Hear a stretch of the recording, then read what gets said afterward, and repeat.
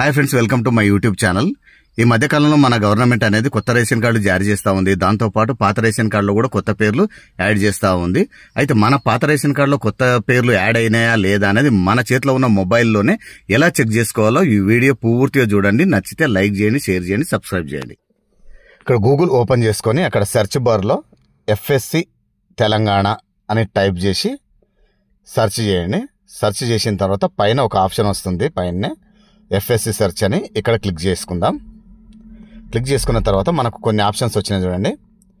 ఇక్కడ FSC reference number అని, అంటే మన రేషన్ కార్డు రిఫరెన్స్ నెంబర్ అని, ఇక్కడ రేషన్ కార్డు నెంబర్ అని అడుగుతుంది, ఓల్డ్ రేషన్ కార్డు నెంబరు, ఇక్కడ డిస్ట్రిక్ట్ సెలెక్ట్ డిస్ట్రిక్ట్ అని అడుగుతుంది. ఫస్ట్ మనం డిస్ట్రిక్ట్ సెలెక్ట్ చేసుకుందాం.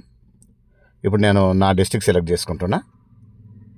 తర్వాత ఇక్కడ రేషన్ కార్డు నెంబర్ అడుగుతుంది కదా, ఇక్కడ వైట్ మీద క్లిక్ చేసిన తర్వాత మనకి ఇక్కడ వైట్ బాక్స్ వచ్చింది కదా, ఈ వైట్ బాక్స్లో రేషన్ కార్డు నెంబర్ అనేది టైప్ చేసుకోవాలి. ఇంతకుముందు నా రేషన్ కార్డులో ఇద్దరే ఉండండి, ఇంకొక ఇద్దరిని యాడ్ చేయించిన అనమాట.